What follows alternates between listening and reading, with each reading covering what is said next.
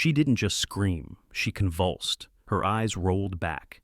And then she spoke, in perfect Latin, a language she had never learned, a voice that wasn't hers, a room that dropped below freezing, and witnesses who still can't sleep. Some called it possession, others called it madness. But no one walked away unchanged, because when the devil enters a room, he doesn't knock, and he never comes alone. Long before exorcism became a trope in horror films, it was a ritual grounded in humanity's most ancient fears. Across early civilizations, unexplained behavior, like seizures, hallucinations, or violent outbursts, was not seen as illness, but as a sign of possession. The Mesopotamians believed in malevolent spirits carried by the wind. The Egyptians spoke of invisible demons lurking in the corners of daily life. In ancient India, texts described complex spiritual rituals meant to drive out dark forces from a person's soul.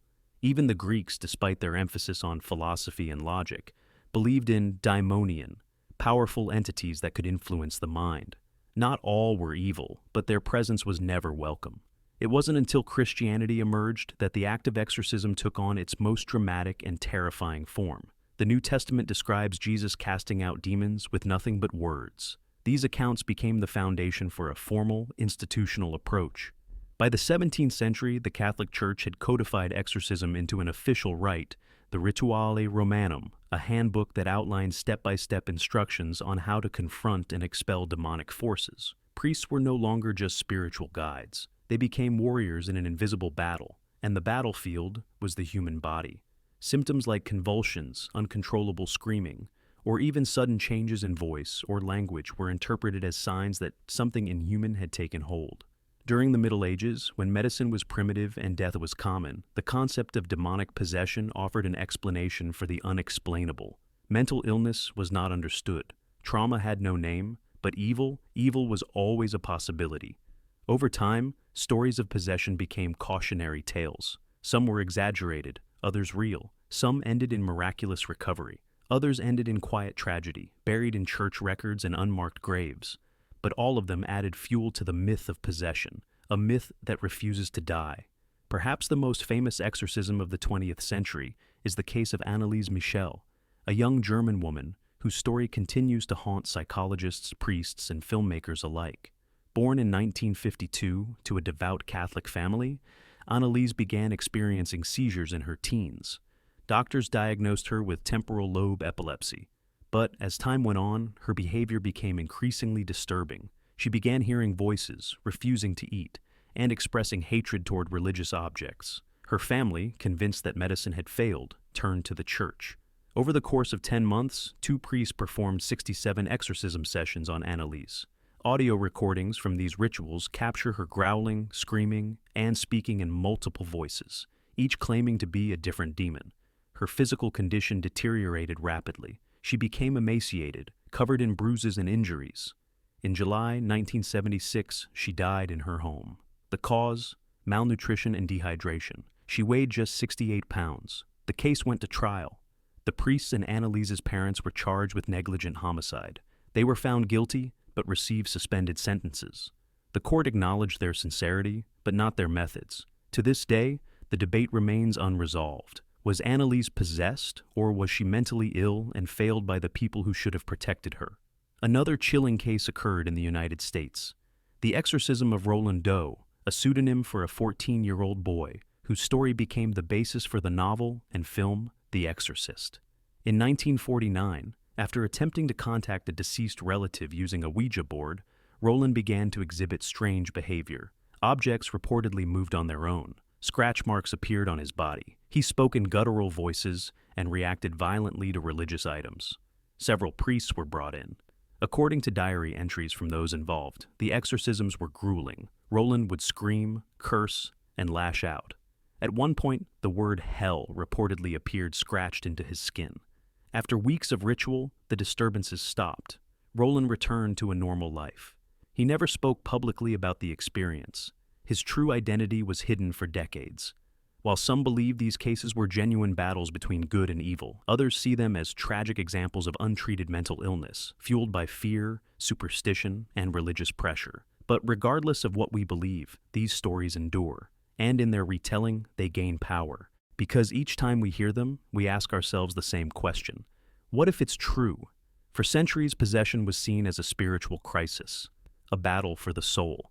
But modern science offers another explanation, one rooted not in demons or curses, but in the human brain. Psychiatrists have long studied the symptoms associated with so-called possession. Many of the behaviors described, speaking in strange voices, sudden mood changes, seizures, contorted postures, even aversion to religious imagery, can be linked to known psychological conditions.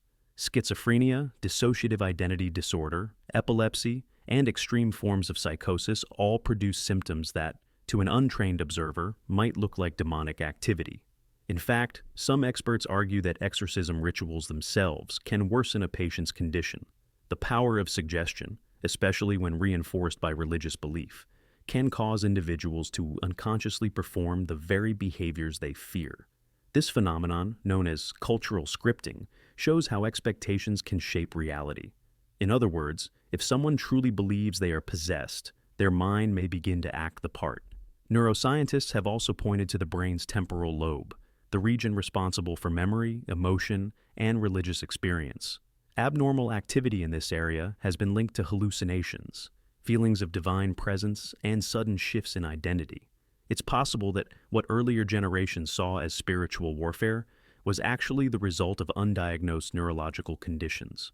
Still, science doesn't explain everything. In many documented cases, individuals exhibited knowledge they shouldn't have had, foreign languages they never studied, personal information about strangers, uncanny timing of events. These anomalies defy easy explanation and continue to fuel belief in the supernatural. Even among professionals, there is no universal consensus. Some psychologists accept the therapeutic role of exorcism in certain cultural contexts, not because they believe in demons, but because the ritual itself can offer symbolic relief, a kind of placebo, powerful, emotional, and rooted in tradition. The Church, too, has responded. In recent decades, the Vatican has trained more exorcists than at any time in modern history. But they also require candidates to consult with medical professionals first, to rule out mental illness before any spiritual action is taken. This cautious approach reflects a growing understanding that the mind and spirit are not separate enemies, but intertwined forces, each capable of healing or destruction. In the end, whether you believe in possession as a medical condition or a spiritual invasion, the consequences are real. Real pain, real fear, and sometimes real death. In an age of satellites, neuroscience, and artificial intelligence, the belief in demonic possession should have disappeared, and yet it hasn't. If anything, it's growing. Across the world, the Catholic Church is training more exorcists than ever before. On social media, dramatic deliverance sessions attract millions of views. Screaming, shaking, convulsions, all captured on camera, edited to look like the ultimate battle between good and evil. So why does this ancient ritual continue to thrive? For many, exorcism is a last resort. When medicine fails, when a loved one descends into violent fits, hears voices, or becomes unrecognizable, families turn to the supernatural, not out of ignorance, but out of desperation, because naming the evil gives you power over it. If it's a demon, then it can be cast out. Cultural context plays a powerful role too. In many communities, demons aren't metaphors, they're facts. And casting them out is a way of restoring balance, reclaiming dignity, and affirming the presence of spiritual order in a chaotic world. But exorcism is not always salvation. There are darker stories, cases where fear went too far. Children tied to beds, adults deprived of food or water, all in the name of deliverance. Some died during exorcisms. Others were left traumatized for life. In these cases, the ritual becomes indistinguishable from abuse, and it forces us to confront a painful truth, that sometimes belief causes more harm than healing. And yet, people keep coming back. Maybe it's not really about demons at all. Maybe exorcism is a mirror, a ritual that reflects our deepest fears, of losing control, of watching someone we love become someone we don't recognize. Maybe it's less about saving the soul and more about saving ourselves, from the terrifying idea that sometimes there is no answer. In the quiet suburb of West Pittston, Pennsylvania, the Smurl family believed they had found peace. It was 1974 when Jack and Janet Smurl moved into their new home, a modest cream-colored duplex on Chase Street. It wasn't lavish, but it was theirs. A fresh start, a place to raise their daughters in safety and quiet. But almost immediately, strange things began to happen. At first, it was easy to dismiss, harmless, even laughable. Scratching sounds in the walls, as if some animal had gotten in.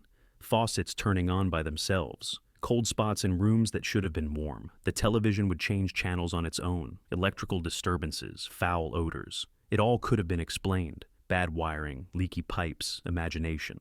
But then, the house changed. Furniture began to move. Loud bangs echoed through the night with no source. Family photos were ripped from walls and thrown across rooms.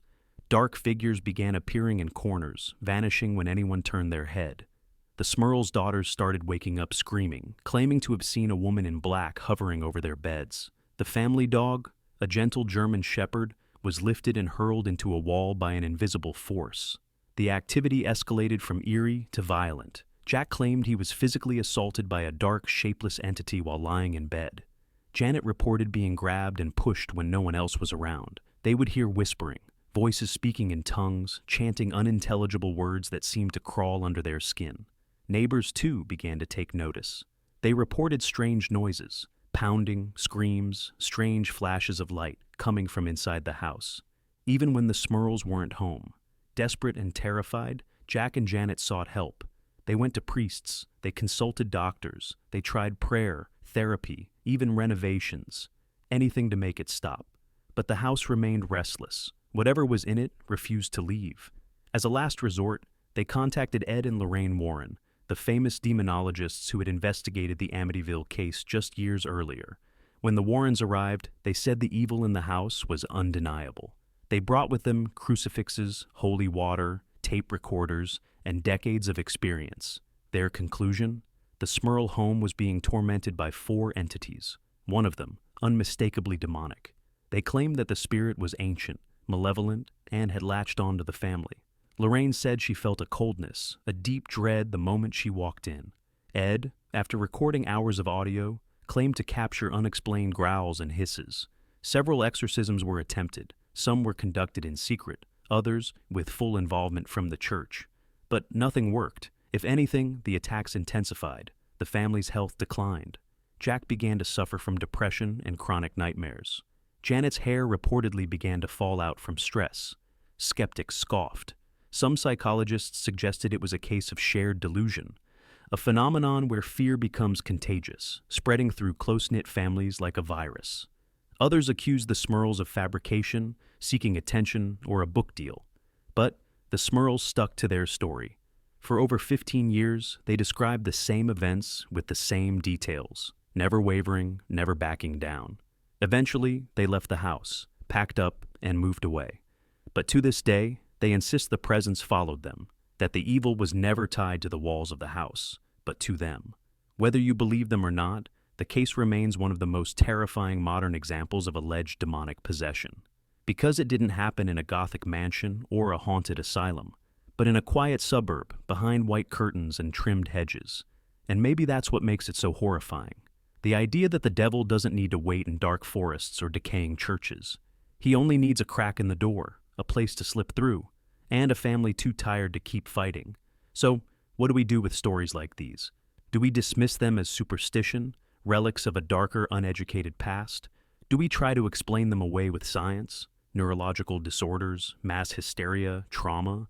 Or do we accept that some things still exist beyond explanation, lingering at the edge of what we're willing to believe?